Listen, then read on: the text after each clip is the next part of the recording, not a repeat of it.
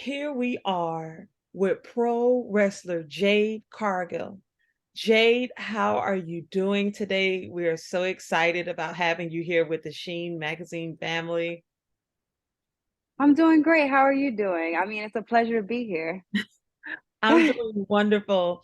You know, you reigned for 2 years as an undefeated Black female wrestling champion in what was previously considered a white male dominated genre of sports.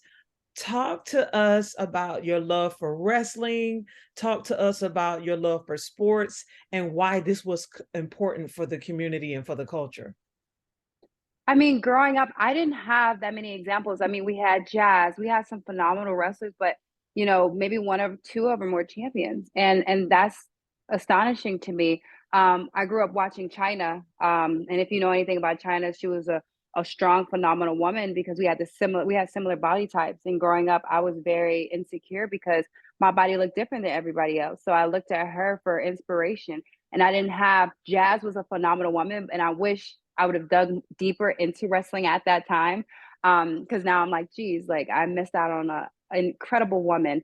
But now with the education that I have in the game, I'm doing that now. I think it's a very pivotal point for little girls and little Black boys to see us up there and to be champions and to be out there just taking names and not taking anything from anybody else so they can grow up and be these strong and empowered beings.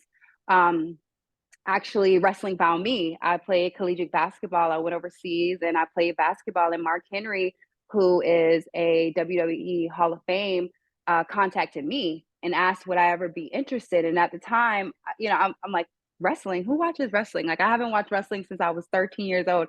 So I went to a tryout. It went phenomenal, and it just lit a fire under my butt that I could not let go. It was something new, it was something astonishing to me. I felt like I became a child psychologist by then.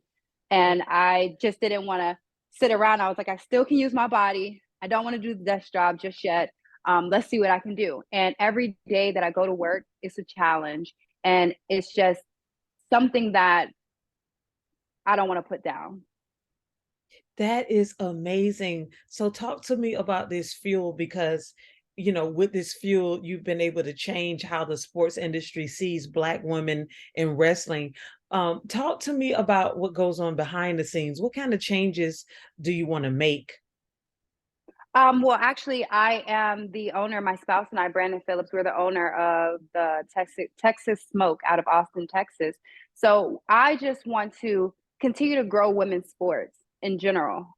We only have one match on TV a week. On our first show, Dynamite, and our second show, Collision, we only have one match a week.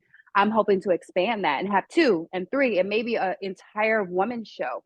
I'm here for women's sports. I'm here for women empowerment. I want us to grow. I want us to capitalize. I want us to make more money. I want just the economy to grow through the system that I can create, or the next generation, the stepping stone for the next generation that they can create. And I want them to hopefully say, hey, I seen that girl Jade Cargill on stage and she was out there kicking butt and just looking phenomenal and strong and fierce. And it grew a fire in me that I can do this, that I can go out there, that I can own a sports team and be one of the first Black team softball owners. And that's what I'm here for inspiration for the next generation. I have a little Black girl and I want her to see me and I want her to see her mom out here doing phenomenal things. So she knows that what I have is the floor to her ceiling. That is amazing. As you reflect on that 2 year journey, that 2 year period of being undefeated, what did you learn about yourself Um, that shocked you you the know, it's a lot of things I learned. It wasn't easy. It's not an easy career at all. And at that, I am a bad guy. I'm a heel. It's called a heel. So my job is to talk crazy and get people to hate me. And the more they hate me, I'm doing my job. That's my job, is to Right. get people to really hate me and for me to really get under their skin. This career did nothing but thicken my skin. Mhm. I learned that I'm a strong human being. I learned that I can do anything that I can put my mind to, and I learned to be easy with myself. And to just take my time in that, everything started from a seed. And just to be gentle with myself, you know, I have Brian Danielson, who's a well-renowned wrestler, and he's one of my coaches. And um, I want to be so good, and I want to be a household name that can really dampen what I want to do in my glow. And to have someone like him, a phenomenal man like him, who can tell me, "Hey, slow down, breathe, take in this moment, because you're never going to take this moment again. Like, you're never going to feel this rookie season anymore. You're never going to feel the crowd like you're feeling right now. So just have fun, go out there." So just taking time with myself. Well, here at Sheen, we're all about, leading, as the ultimate source of beauty for the Black community, throughout the diaspora and even here in the States. So I wanted you to talk to me because you're a trendsetter. You're in sports, you're in wrestling, you were undefeated, but you also were undefeated when it comes to fashion as well. So talk to us about your sense of fashion and how you were able to find your look. So my look on my gear is shattered glass, for example. I'm here to break ceilings. Okay. That's what it means. Me going out here, breaking ceilings, proving people wrong, showing people I am more than what you could ever fathom. Nobody is going to go out here and tell me what I can do. I'm going to show you what I can do. When it comes to fashion, my job, and everybody can attest to this, I want to bring fashion to wrestling, and I want to bring wrestling to fashion. I am that person. I didn't come from wrestling. I came from a basketball bubble. I came from a fashion bubble, and I like implementing that on TV because I feel like I'm larger than life, and I'm not a t-shirt and Jordans type of girl. I like wearing heels. I can be versatile, wear shoes here and there, but I'm a size 42. So shoes on me look like something crazy.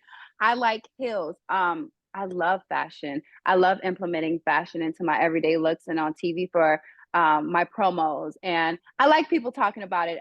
Most of the time, my stuff is custom. Um, it's by our seamstress, and she's a phenomenal woman.